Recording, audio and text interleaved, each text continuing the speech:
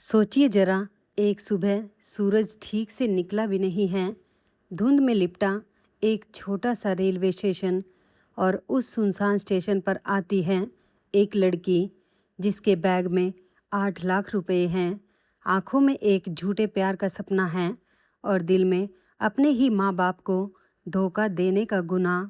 वो दिल्ली भागना चाहती है अपने प्रेमी के पास, मगर वो नहीं जानती कि टिकट खिड़की पर बैठा एक साधारण सा आदमी आज उसकी पूरी जिंदगी बदलने वाला है। एक फ़ोन कॉल, सिर्फ एक फ़ोन कॉल, और उस लड़की की आंखों से वो पर्दा गिरने वाला है जिसके पीछे छुपा था प्यार का सबसे घिनौना चेहरा। क्या वो लड़की उस झूठे प्यार के जाल से निकल पाई? उस टिकट वाले ने ऐसा क्या किया कि 8 लाख रुपए भी बच गए और एक बेटी की जिंदगी भी? और आज 2 साल बाद वो एक ऐसे सवाल में उलझी है जिसका जवाब शायद आप ही दे सकें। पूरी कहानी सुनिए आखिर तक, क्योंकि आखिर में मैं आपसे एक सवाल पूछूंगी जिसका जवाब आपको ज़रूर कमेंट में देना है। और हाँ, अगर आप नए हैं इस चैनल पर तो संगीता कहानी कैप्सूल को अभी सब्सक्राइब कर लीजिए, क्योंकि ऐसी सच्ची दिल छू लेने वाली कहानियाँ आपको यहीं मिलेंगी। तो चलिए शुरू करते हैं आज की कहानी। उत्तर प्रदेश का एक छोटा सा कस्बा और उस कस्बे से थोड़ी दूर बना एक पुराना सा रेलवे स्टेशन, जहाँ दिन भर में मुश्किल से 4-5 गाड़ियाँ रुकती थी। न ज़्यादा भीड़, न शोर, बस 2-4 बेंच, एक चाय का ठेला जो अभी खुला भी नहीं था, और टिकट खिड़की पर बैठा एक आदमी। उस आदमी का नाम था रामोतार। उम्र यही कोई 48 साल। बाल आधे सफ़ेद हो चुके थे। चेहरे पर झुर्रियों के साथ साथ एक अजीब सी शांति थी। पिछले 20 साल से वो इसी खिड़की पर बैठकर टिकट बेच रहा था। हजारों चेहरे उसके सामने से गुजर चुके थे। किसी की आंखों में खुशी, किसी की आंखों में जल्दी, किसी की आंखों में थकान। और इतने सालों में रामोतार ने एक हुनर सीख लिया था। वो किसी के चेहरे को देखकर, उसकी आंखों को पढ़कर अंदर तक भांप लेता था कि इंसान के मन में क्या चल रहा है। उस सुबह भी वो अपनी खिड़की पर बैठा चाय की पहली घूंट लेने ही वाला था कि उसे कदमों की आहट सुनाई दी। उसने नज़र उठाई, सामने एक लड़की खड़ी थी। उम्र यही कोई 23 साल। नाम था अंजलि। हालांकि ये नाम रामोतार को अभी पता नहीं था। लड़की ने अच्छे कपड़े पहन रखे थे, पर उन कपड़ों में कहीं जल्दबाजी झलक रही थी। कंधे पर एक भारी सा बैग लटका था जिसे वो बार बार अपने सीने से चिपका रही थी, जैसे उसमें कोई खजाना हो जिसे खोने का उसे डर हो। उसकी आंखें इधर उधर भटक रही थी, माथे पर पसीने की बूंदें थी और होठ हल्के हल्के कांप रहे थे। रामोतार ने उसे एक नज़र देखा और उसके अनुभवी दिमाग में पहली घंटी बज गई। कुछ तो गड़बड़ है इस बच्ची के साथ, उसने मन ही मन सोचा। पर उसने कुछ कहा नहीं, बस पूछा, बेटी कहाँ का टिकट चाहिए? लड़की ने थोड़ा हिचकिचाते हुए कहा, दिल्ली का। रामोतार मुस्कुराया और बड़े आराम से बोला, दिल्ली की तो एक ही जगह है बेटी, पर वहाँ स्टेशन कई हैं। नई दिल्ली, पुरानी दिल्ली, निजामुद्दीन, आनंद विहार, सराय रोहिल्ला। किस स्टेशन का चाहिए ये बता दो। लड़की एकदम चौंक गई। उसे तो ये भी नहीं पता था। वो झेप सी गई और बोली, कोई भी दे दो अंकल, जो नज़दीक पड़ता हो। अब रामोतार को पूरा यकीन हो गया कि दाल में कुछ काला जरूर है। जो लड़की अच्छे घर की लगती है, जो इतनी दूर अकेले दिल्ली जा रही है, उसे ये तक नहीं पता कि किस स्टेशन उतरना है। रामोतार ने बड़ी नरमी से कहा, बेटी नज़दीक दूर से क्या फ़र्क पड़ता है, तुम्हें जाना कहाँ है वो जगह तो पता होगी, किसके पास जा रही हो।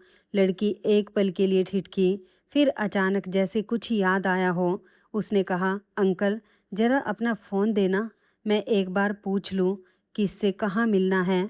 ये सुनते ही रामोतार के दिमाग में एक और बात साफ हो गई, इस लड़की के पास तो अपना फ़ोन भी नहीं है। भला आजकल के ज़माने में कौन सी 23 साल की लड़की बिना फ़ोन के घर से निकलती है? कोई तो वजह है जो इसने अपना फ़ोन पीछे छोड़ दिया। रामोतार ने बिना कोई सवाल किए अपना पुराना सा फ़ोन निकालकर उसकी तरफ बढ़ा दिया। लड़की ने कांपते हाथों से फ़ोन लिया, एक नंबर मिलाया और कान से लगा लिया। 2-3 घंटियों के बाद उधर से एक लड़के की आवाज़ आई। लड़की धीरे से बोली, हाँ मैं पहुंच गई हूँ स्टेशन। बताओ किस स्टेशन का टिकट लूँ, कहाँ मिलोगे? उधर से जवाब आया, नई दिल्ली स्टेशन का टिकट ले लो, वहीं प्लेटफॉर्म पर मैं तुम्हें मिल जाऊंगा। और सुनो, जल्दी आना। इतना कहकर उधर से फ़ोन कट गया। लड़की ने फ़ोन वापस रामोतार को थमाया और कहा, अंकल नई दिल्ली स्टेशन का दे दो। रामोतार ने चुपचाप टिकट काटना शुरू किया, पर उसकी उंगलियां मशीन पर चल रही थी और दिमाग कहीं और दौड़ रहा था। 20 साल के तजुर्बे ने उसे बता दिया था कि ये कोई आम सफ़र नहीं है। ये लड़की भाग रही है और शायद ऐसी जगह भाग रही है जहाँ जाकर उसकी ज़िंदगी तबाह हो सकती है। टिकट कटकर तैयार हो गया। रामोतार ने कहा, बेटी 88 रुपये हुए। लड़की ने अपना बैग खोला और जैसे ही उसने बैग की चेन खींची, रामोतार की नज़र अंदर पड़ी और उसका दिल एक पल के लिए धक से रह गया।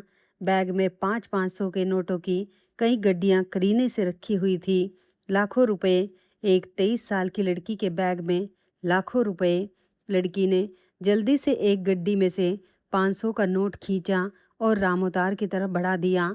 रामोतार ने नोट तो ले लिया, पर अब उसके मन में सब कुछ साफ हो चुका था। उसने सोचा, अगर मैंने इसे अभी टिकट देकर जाने दिया तो ये बच्ची किसी बड़ी मुसीबत में फंस जाएगी।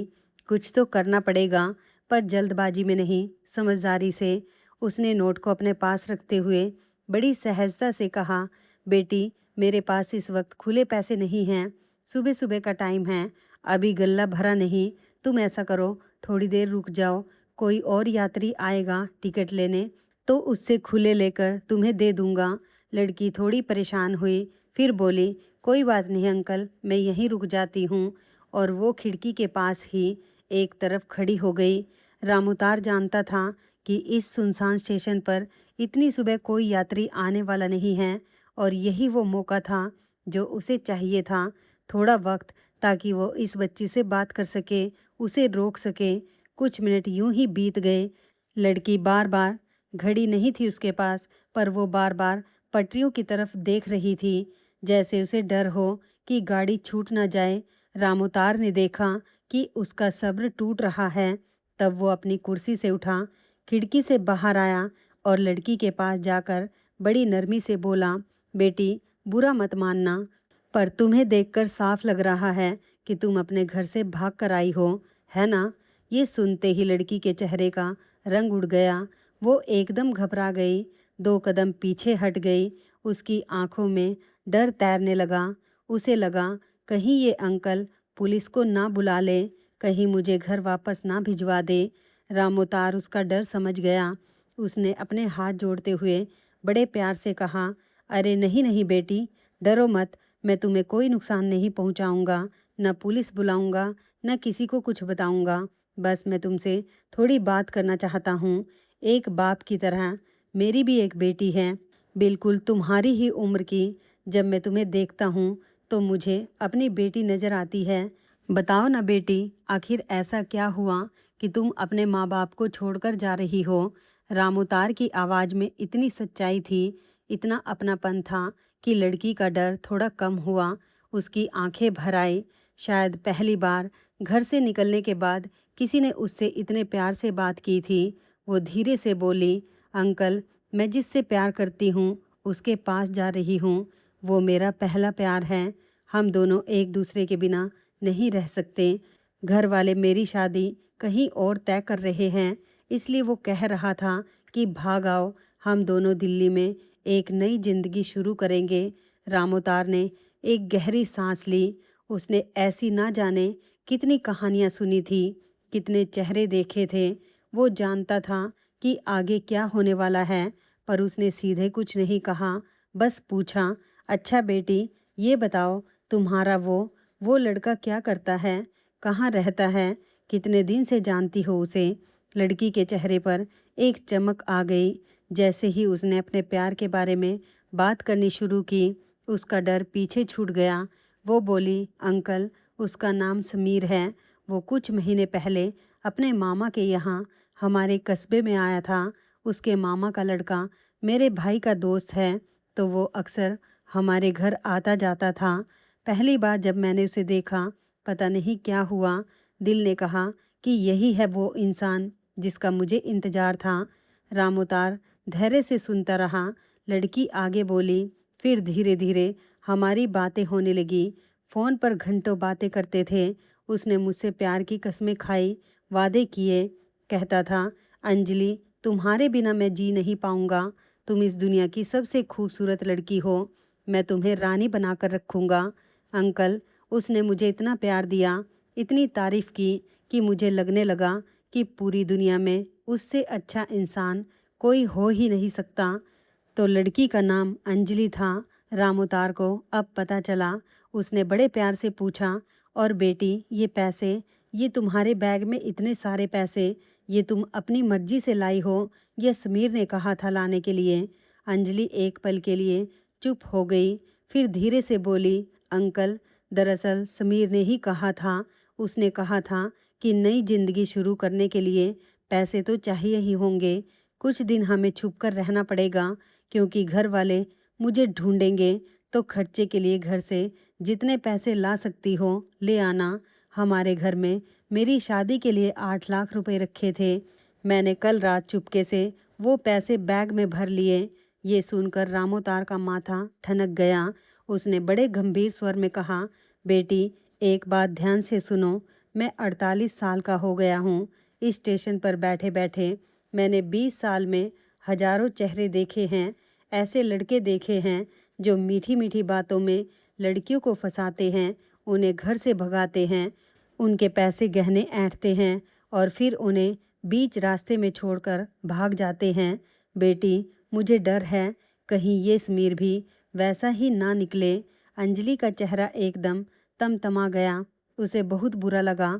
वो थोड़े ऊंचे स्वर में बोली, अंकल, आप ये क्या कह रहे हैं? समीर ऐसा नहीं है। वो मुझसे सच्चा प्यार करता है। हमारा प्यार बिल्कुल पवित्र है।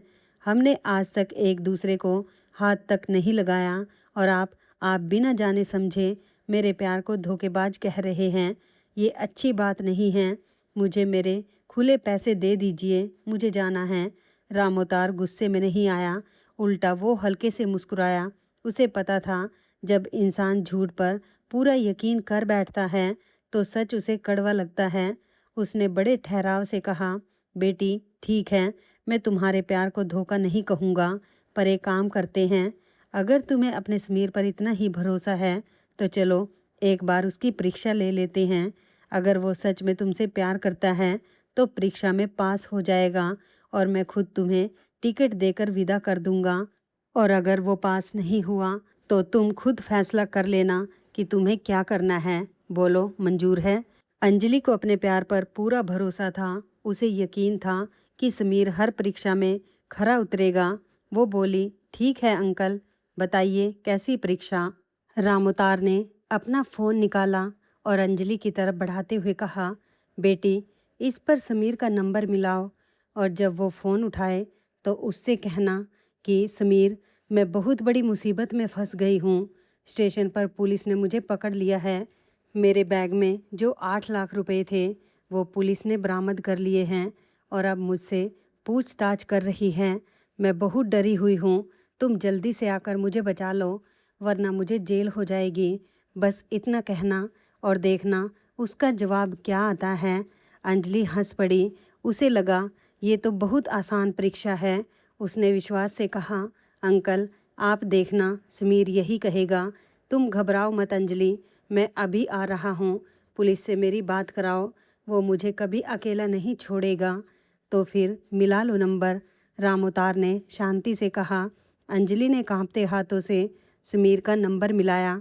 दिल की धड़कनें तेज़ थीं, इसलिए नहीं कि उसे डर था, बल्कि इसलिए कि वो अपने प्यार को सच साबित करना चाहती थी। घंटी बजी, 1, 2, और फिर उधर से समीर की आवाज़ आई, हाँ अंजलि, कहाँ हो? पहुँच गई क्या? अंजलि ने रटी रटाई बात दोहराई, पर उसकी आवाज़ में सचमुच का डर घुल गया। समीर, समीर, मैं बहुत बड़ी मुसीबत में हूँ। स्टेशन पर पुलिस ने मुझे पकड़ लिया है। मेरे बैग में जो 8 लाख रुपए थे वो सब पुलिस ने ले लिए और अब मुझसे पूछताछ कर रहे हैं। कह रहे हैं कि मैंने चोरी की है। समीर, मुझे बहुत डर लग रहा है। तुम जल्दी आओ, मुझे बचा लो प्लीज़। उधर एक पल के लिए सन्नाटा छा गया और फिर समीर की आवाज़ पूरी तरह बदल गई।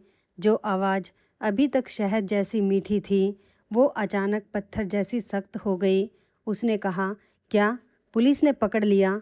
देखो अंजलि, अगर पुलिस ने पकड़ा है तो तुम खुद जानो, अपने आप को हैंडल करो। मुझसे इसका कोई मतलब नहीं, मैं तुम्हें जानता तक नहीं। और हाँ, खबरदार, जो मेरा नाम पुलिस को बताया, मुझे इन पुलिस वुलिस के चक्कर में नहीं पड़ना। तुम्हारे पैसे गए तो गए, मुझे क्या। दोबारा फ़ोन मत करना। और फ़ोन कट गया। अंजलि के हाथ में फ़ोन जम सा गया। उसे अपने कानों पर यकीन नहीं हुआ।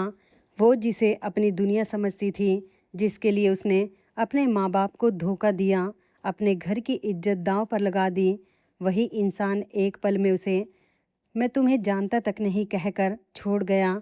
उसका चेहरा सफ़ेद पड़ गया, होठ कांपने लगे, पर फिर भी दिल मानने को तैयार नहीं था। उसने खुद को दिलासा दिया, नहीं नहीं, ज़रूर कोई गलतफहमी हुई है, शायद समीर घबरा गया होगा। मैं एक बार फिर फ़ोन करती हूँ। उसने कांपते हाथों से दोबारा नंबर मिलाया। रामोतार, जो अब तक चुपचाप उसके चेहरे के बदलते रंगों को देख रहा था, बड़ी नरमी से बोला, बेटी रहने दो, दोबारा मत मिलाओ, अब उसका फ़ोन बंद आएगा। और ठीक वैसा ही हुआ। दूसरी तरफ से आवाज़ आई, आप जिस नंबर पर संपर्क करना चाहते हैं वो इस समय बंद है। बस यही वो पल था जब अंजलि की आंखों के सामने से वो झूठा पर्दा एक झटके में गिर गया, जिसके पीछे वो महीनों से अपने प्यार का ख्याली महल बुनती आ रही थी। फ़ोन उसके हाथ से छूटकर लटक गया और फिर वो फूट फूट कर रो पड़ी। उसके सब्र का बांध टूट गया। वो रोते रोते बोली, अंकल, मैंने इस पर इतना भरोसा किया था, इतना प्यार किया था, और इसने इसने मुझे बीच रास्ते में छोड़ दिया। ये मुझे प्यार नहीं करता था अंकल, इसे तो सिर्फ मेरे पैसे चाहिए थे। अगर आज मैं दिल्ली चली जाती तो वहाँ मेरे साथ क्या होता?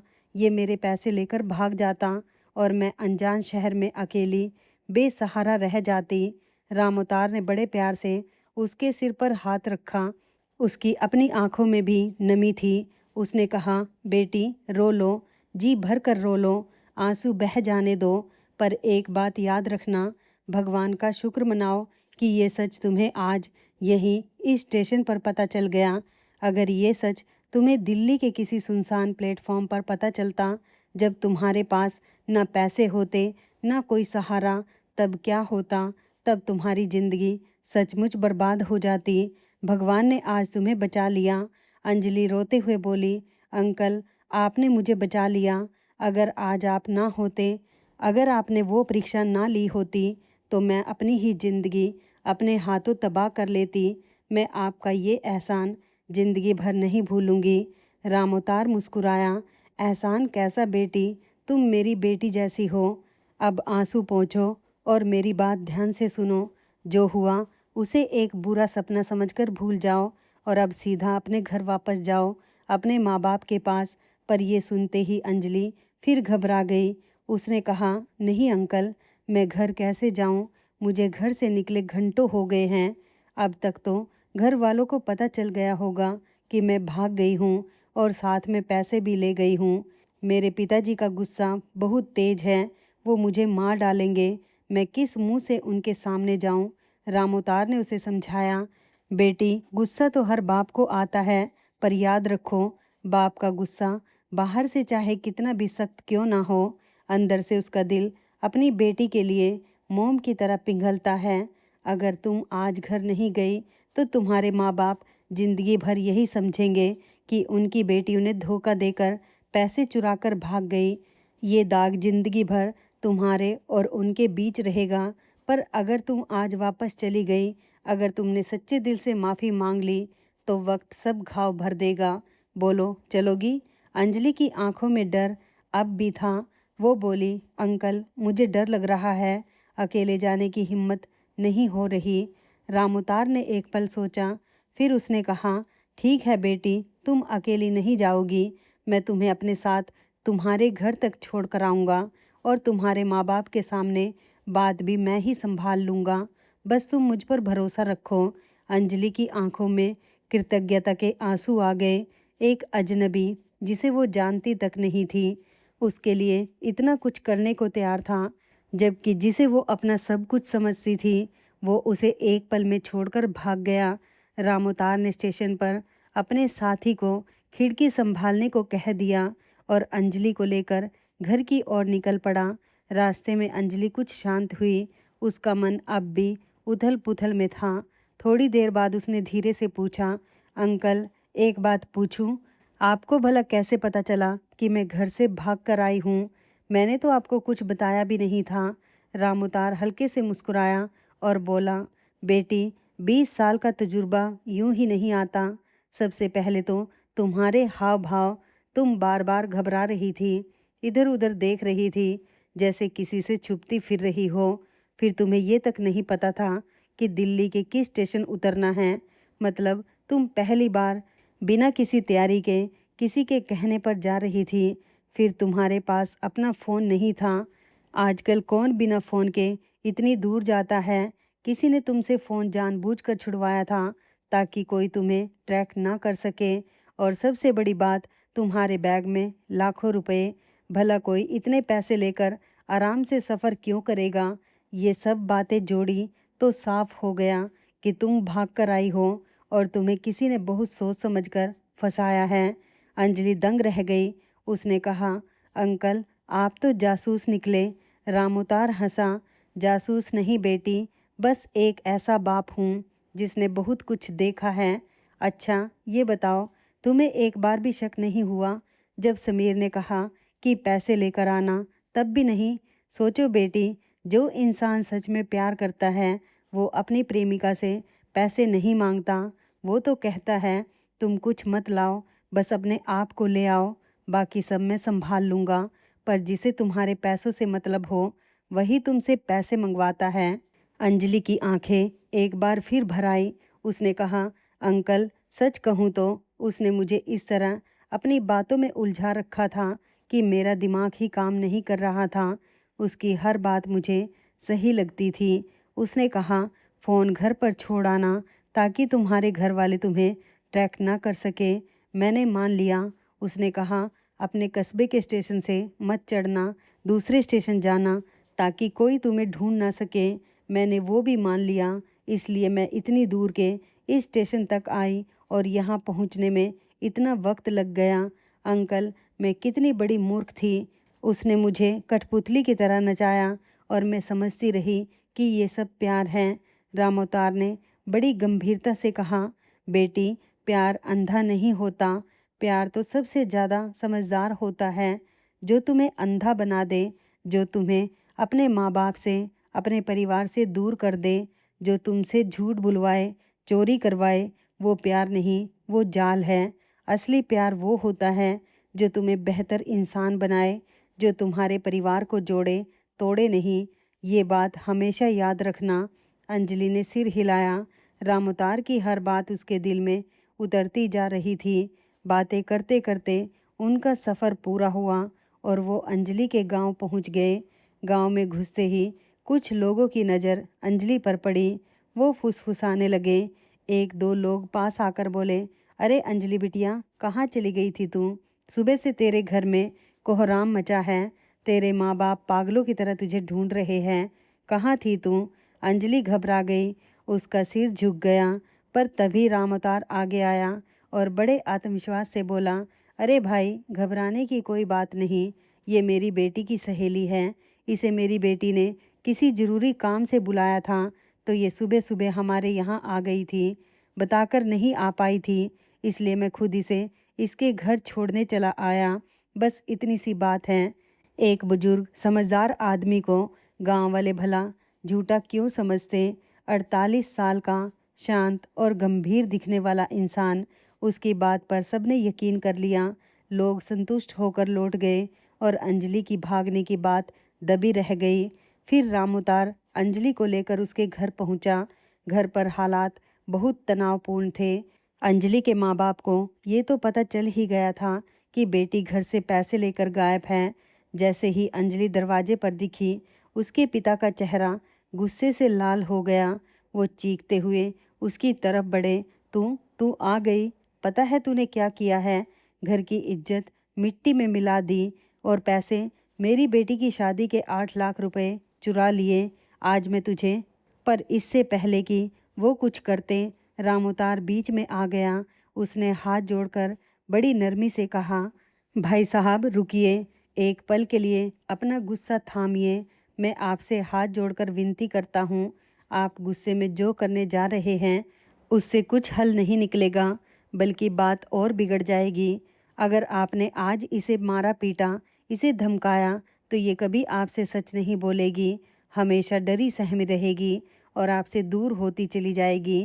पहले शांत होकर पूरी बात सुन लीजिए, फिर जो फैसला करना हो कर लीजिएगा। रामउतार की बात में इतना ठहराव, इतनी समझदारी थी कि अंजलि के पिता का उठा हुआ हाथ रुक गया। उन्होंने गुस्से को दबाते हुए कहा, कौन है आप और क्या हुआ था बताइए। रामउतार ने पहले अंजलि की तरफ देखा और आंखों ही आंखों में उसे इशारा किया। रास्ते में ही उसने अंजलि को समझा दिया था, बेटी अपने पिता के पैर पकड़कर सच्चे दिल से माफ़ी मांगना। बाप का दिल अपनी बेटी के आंसुओं से पिघल ही जाता है। अंजलि दौड़कर अपने पिता के पैरों में गिर पड़ी, रोते हुए बोली, पिताजी मुझे माफ़ कर दो। मैं एक झूठे प्यार के धोखे में आकर आपको, माँ को, इस घर को भूल बैठी थी। मैं बहुत बड़ी गलती करने जा रही थी, पर इन अंकल ने मुझे बचा लिया। पिताजी मैं आपकी बेटी हूँ, आपके अलावा मेरा कोई नहीं, मुझे माफ़ कर दो प्लीज़। पिता का दिल अब भी सख्त था। वो बोले, माफ़ी? इतना बड़ा गुनाह करके अब माफ़ी मांग रही है? लोगों को पता चल गया है कि तू भाग गई थी। अब मैं किसी को मुंह दिखाने लायक नहीं रहा। तभी रामउतार ने बड़े धीरज से कहा, भाई साहब एक बात सोचिए, अगर आज ये लड़की सचमुच भाग जाती, दिल्ली पहुंच जाती और वो लड़का इसके 8 लाख रुपए लेकर इसे बीच रास्ते छोड़ देता, तब आप किसको मुंह दिखाते?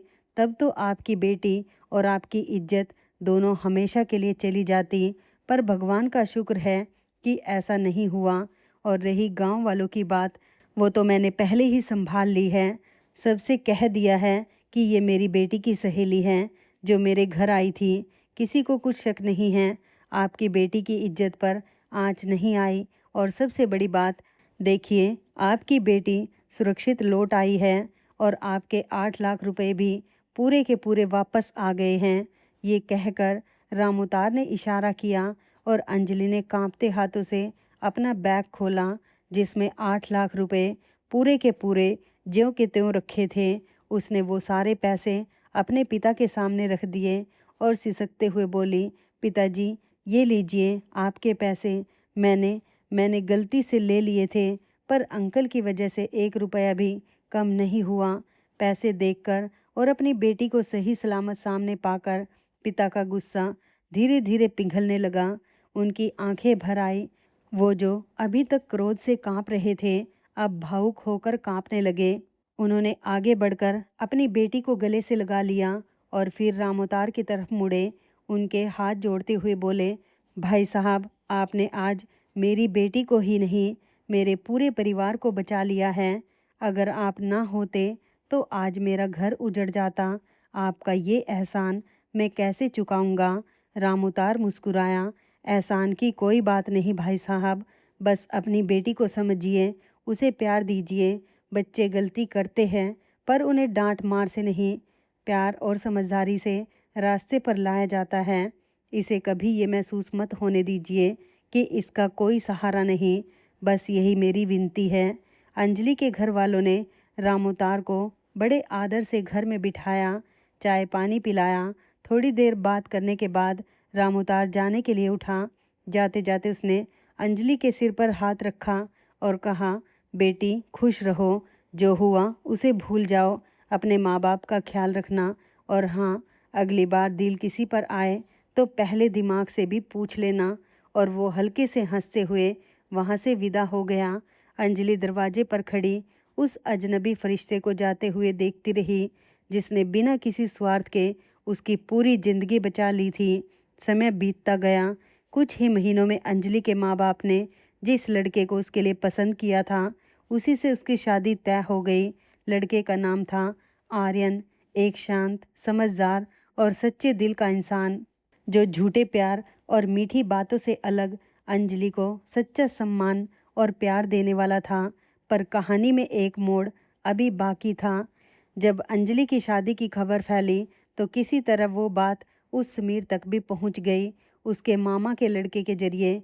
और अब जब अंजलि की ज़िंदगी संभल चुकी थी तब वही समीर जिसने उसे मैं तुम्हें जानता तक नहीं कहकर छोड़ा था दोबारा उसके पास लौट आया। उसने अंजलि से संपर्क किया, फिर से मीठी मीठी बातें करने लगा। अंजलि, मुझसे गलती हो गई, मैं डर गया था, मैं आज भी तुमसे प्यार करता हूँ। पर इस बार अंजलि वो भोली नादान लड़की नहीं थी। उस एक अनुभव ने और रामोतार की सीख ने उसे अंदर से मजबूत बना दिया था। उसने बिना डरे बिना झिझके कड़क आवाज़ में कहा, समीर, ध्यान से सुन लो, तुम मेरे लिए उस दिन ही मर चुके थे जिस दिन तुमने मुझे मुसीबत में अकेला छोड़ा था। तुम्हें प्यार नहीं, मेरे पैसे चाहिए थे। आज भी तुम्हें मेरा नहीं, मेरी बदली हुई ज़िंदगी का लालच है। खबरदार, जो आज के बाद तुमने मुझसे संपर्क करने की कोशिश की या मेरी ज़िंदगी में दखल देने की सोची भी तो सीधा पुलिस के हवाले कर दूंगी। और तब ये मत कहना कि बताया नहीं था। तुम जैसे घटिया इंसान से बात करना तो दूर, तुम्हारी आवाज़ सुनना भी मुझे गवारा नहीं। और उसने फ़ोन काट दिया। उस दिन के बाद समीर ने कभी दोबारा उसका नंबर नहीं मिलाया। वो हमेशा के लिए अंजलि की ज़िंदगी से मिट गया। आज अंजलि अपने पति आर्यन के साथ बेहद खुशहाल ज़िंदगी जी रही है। आर्यन उसे बेइंतहा प्यार करता है, उसका हर तरह से ख्याल रखता है और अंजलि को हर रोज़ उस टिकट वाले अंकल रामोतार की याद आती है जिसने एक साधारण सी टिकट खिड़की पर बैठे बैठे उसकी पूरी ज़िंदगी को बर्बाद होने से बचा लिया। तो दोस्तों, ये थी अंजलि की कहानी जो उसने खुद हमें अपने मैसेज में भेजी। आपकी जानकारी के लिए बता दूं कि कहानी में जो नाम है, जो जगह है, वो सब मैंने बदल दिए हैं ताकि उस लड़की की निजी ज़िंदगी में कोई परेशानी ना आए। अब आते हैं उस सवाल पर जिसकी वजह से अंजलि ने हमसे संपर्क किया। अंजलि की शादी को 2 साल हो चुके हैं। उसका पति आर्यन उसे बहुत प्यार करता है, उस पर आंख मूंद कर भरोसा करता है। पर अंजलि के मन में एक बात है जो उसे अंदर ही अंदर कचोटती रहती है। उसे लगता है कि अपने पति से ये बात छुपाकर वो उसके साथ धोखा कर रही है। एक तरफ उसका मन करता है कि पति को सब सच बता देना चाहिए क्योंकि एक अच्छी शादी की नींव सच्चाई पर टिकी होती है और उन दोनों के बीच कभी कुछ गलत नहीं हुआ था, रिश्ता पूरी तरह पवित्र था। पर दूसरी तरफ एक डर भी है, अगर उसने आर्यन को सब बता दिया तो कहीं वो शक ना करने लगे, कहीं उसका प्यार, उसका भरोसा कम ना हो जाए। क्योंकि शक तो शक होता है, एक बार दिल में घर कर जाए तो अच्छी भली ज़िंदगी में दरार डाल देता है। तो अब आप बताइए दोस्तों, अंजलि को क्या करना चाहिए?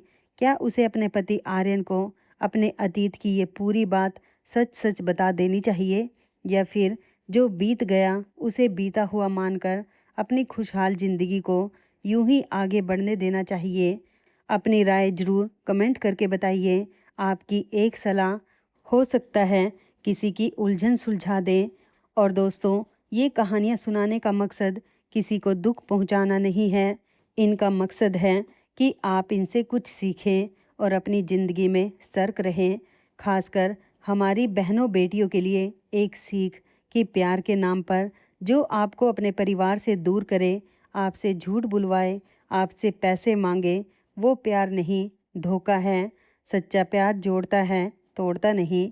अगर आपको ये कहानी पसंद आई तो इसे लाइक कीजिए, अपने दोस्तों और परिवार के साथ शेयर कीजिए और अगर अब तक सब्सक्राइब नहीं किया है तो संगीता कहानी कैप्सूल को अभी सब्सक्राइब कर लीजिए ताकि ऐसी दिल छू लेने वाली सच्ची कहानियाँ आप तक पहुँचती रहे। मिलते हैं अगली कहानी में एक नए विषय के साथ। तब तक के लिए अपना ख्याल रखिए और अपनों का भी। जय हिंद। धन्यवाद दोस्तों।